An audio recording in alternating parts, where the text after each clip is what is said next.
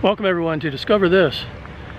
Well, today we got another music video for you, and we're going to talk about college rock and roll and the tours that came through college campuses, still do for that matter, but it's kind of a whole circuit. You know, a lot of groups started touring colleges and getting airplay on college radio, REM being one of them, but even Prince and John Mayer, people like that. We're going to kind of talk a lot about the punk and new wave and alternative era, but first we're going to start back in the 1960s and 70s. And we're at San Diego State University, although you could be at any college or university in the United States because a lot of these shows came through the various colleges because it was part of a tour. And there's companies that'll book bands on college tours, or you could do it yourself, you know, DIY, that whole thing. So let's get started. 1, 2, 3,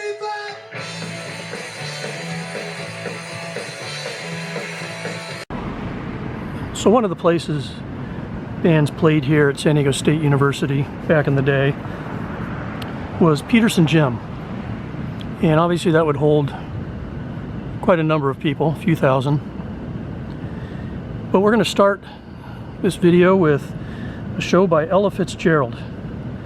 October 1st, 1961 here in Peterson Gym, a sold-out show. Now remember, that's 3 years before the 1964 Civil Rights Act. But Ella Fitzgerald stipulated in her contract with the college here that if she witnessed any racial segregation, the school would forfeit their deposit for her fee and there would be no show. Joan Baez came through here in 1964. And there's a photo from that show. Bob Dylan was here in 1964, December of 1964. Joan Baez came back in September of 1965 for 2 shows. And we had Harry Belafonte in 1966. Sammy Davis Jr. in April of 1967. The great Bill Monroe in May of 1967. Joan Baez again in November of 1967. Buffalo Springfield played in here in May of 1968. And this is 2 different flyers for the same show. Frank Zappa and the Mothers were at the best place in town in October of 1970. Ray Charles was here in December of 1970. You also had Cannonball Adderley play within these walls. George Carlin was here in October of 1974. Cheech and Chong came through here. Cheech and Chong played a lot of college campuses around the country. Jose Feliciano was here. Paul Butterfield. Quicksilver Messenger Service and Boz Scaggs. Tower of Power. The Youngbloods. And a whole lot more. Let's talk about some of the other shows that played at this campus and others around the country.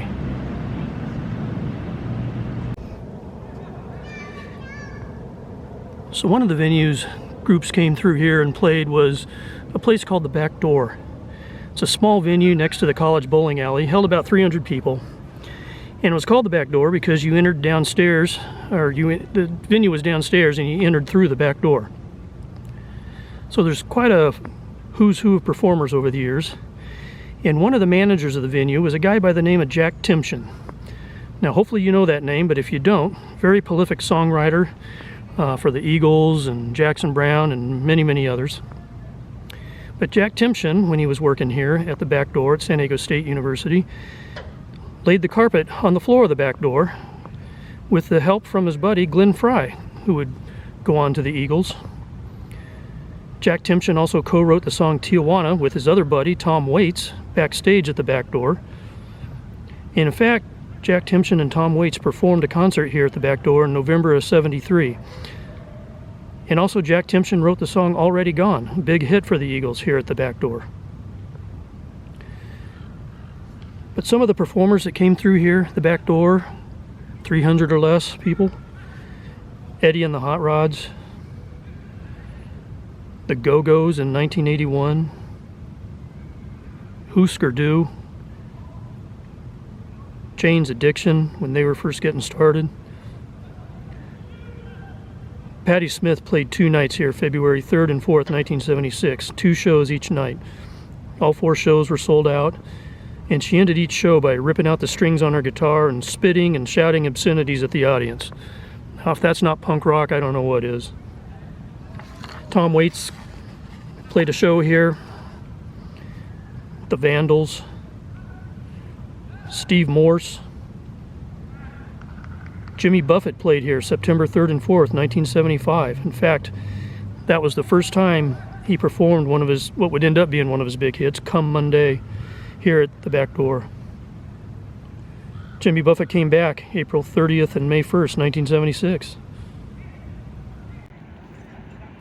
So one of my favorite stories is in 1977, the Ramones were coming to San Diego, and their tour manager got sick. So a guy named Thomas K. Arnold, who was a writer for the Daily Aztec,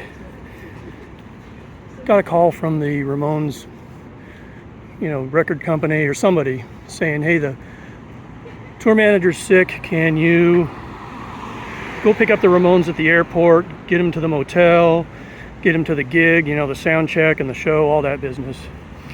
So he did that, and he picked them up at the airport and drove them back to the San Diego State area, and first thing he did was stop here at Jack in the Box, right across the street from San Diego State. That white building down there is where the venue was that the Ramones were going to play in. But he stopped at this Jack in the Box because Thomas K. Arnold was hungry, and he got his usual 2 tacos, and the Ramones each got 2 tacos. And later on, a few years later, the Thomas K. Arnold was putting on some music conference. He's either hosting it or facilitating it somehow, and Tommy Ramone, the original drummer for the Ramones, was one of the participants, speaker or part of a panel or something. So Thomas K. Arnold went up to Tommy Ramone and said, hey, do you remember me? I was the guy who, when your tour manager was sick, I had to pick you up and all this kind of thing. And Tommy Ramone said, yeah, you're the guy that introduced the Ramones to Mexican food. And it all happened right here at this Jack in the Box, still here today on College Avenue.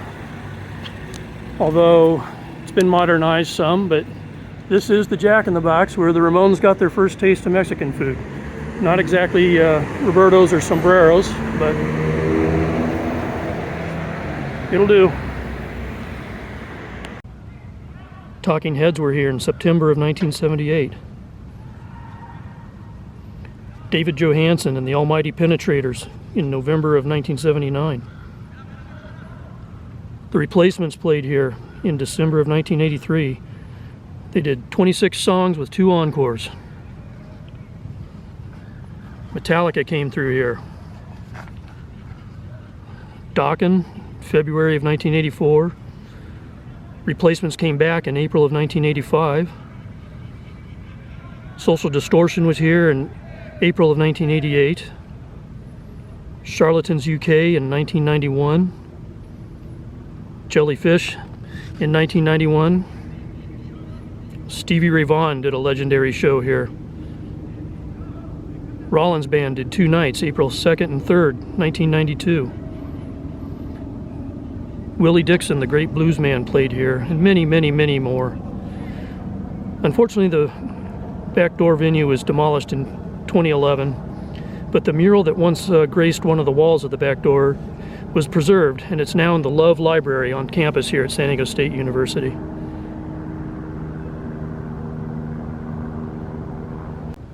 Now, another venue on this campus anyway was a place called Montezuma Hall. And this venue held about 1,000 people, and some of the bands that played at the Back Door migrated up to Montezuma Hall as they got more popular. Again, many punk, alternative, new wave bands came through here as part of the college tours they would do. You'll recognize some, if not all, of these bands as we show these flyers.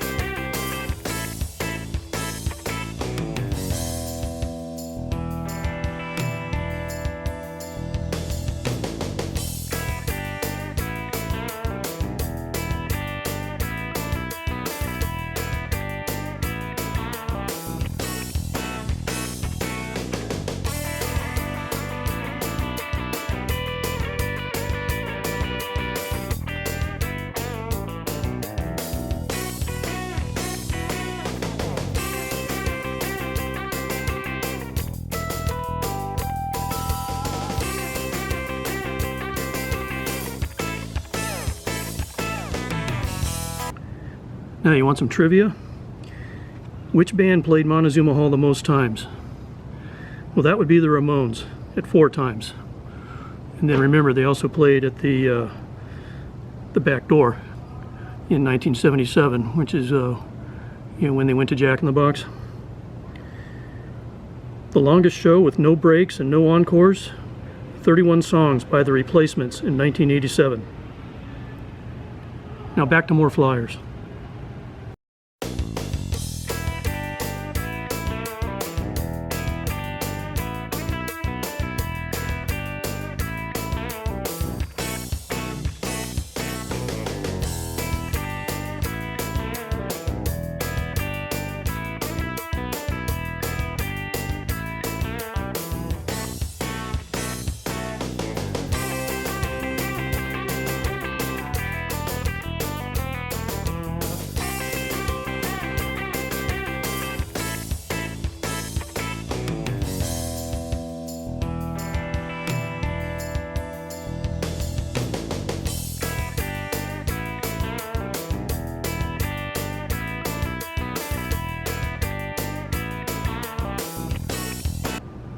You want some comedy?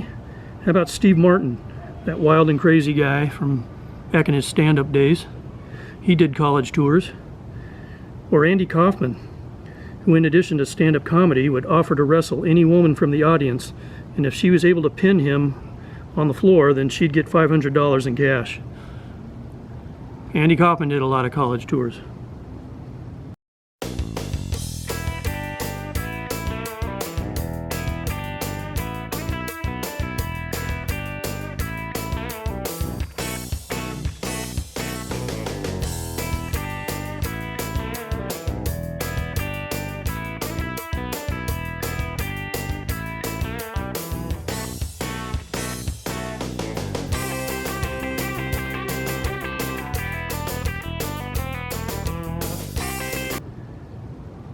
Now, unfortunately, this venue was also demolished in 2011.